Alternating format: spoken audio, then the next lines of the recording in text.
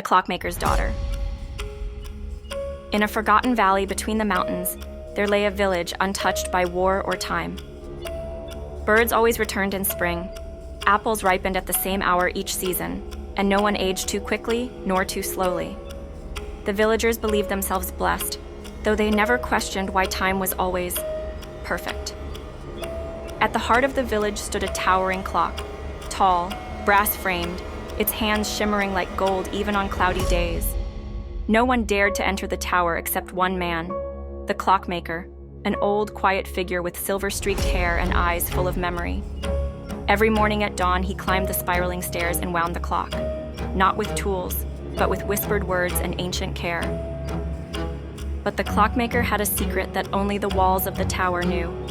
He had built a daughter. Her name was Elira.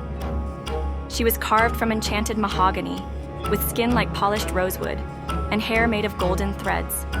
Her eyes were twin fragments of glass taken from the original clock face. They sparkled with an almost human sadness.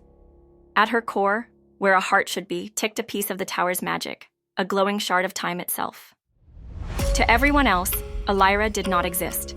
She never walked the streets, never saw the sun.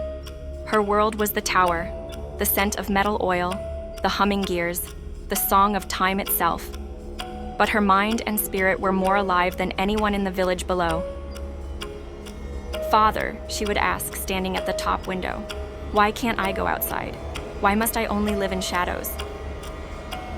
And each time the Clockmaker would reply, "Because the moment you leave, time will follow you, and the world will stop turning." He had not lied. For Elira was more than his daughter. She was the soul of the village's time, a living rhythm that kept the days in balance. Her freedom would mean the world's stillness. But Elira did not understand the weight of her existence. She yearned to feel grass beneath her bare wooden feet, to taste strawberries, to run without ticking. Her loneliness grew heavier with each day.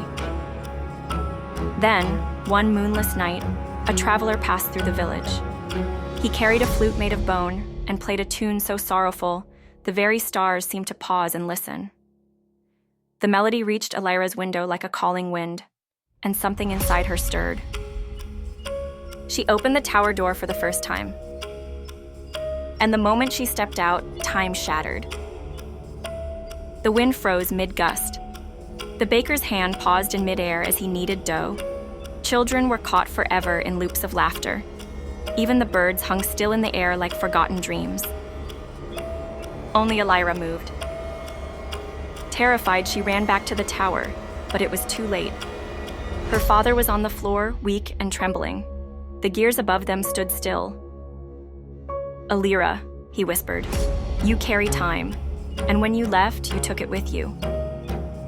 Tears welled in her glassy eyes. "What do I do?" "There is one way," he said, holding her wooden hand. "You must return your heart to the clock. Give yourself back. Then time will move again." "But I'll be gone," she choked. "Only in form," he smiled, "but in every tick you'll be remembered." With trembling resolve, Elira climbed to the heart of the tower, past sleeping gears and silent springs. She knelt before the glowing clockwork, placed her hand over her chest, and pushed the shard of time back into the machine. The world exhaled. The baker's dough fell to the table. The children's laughter resumed. The wind picked up, brushing through the trees, but Elira was gone. Now, every midnight, the villagers hear a soft chime from the tower, a note too sweet to be mechanical. And sometimes, when the moon is just right, a golden light flickers behind the clock's face, like a girl watching over the world she loved too much to let fall asleep forever. Moral of the story: sometimes the greatest gifts are made of sacrifice, and sometimes the ones we never see are the ones holding our world together.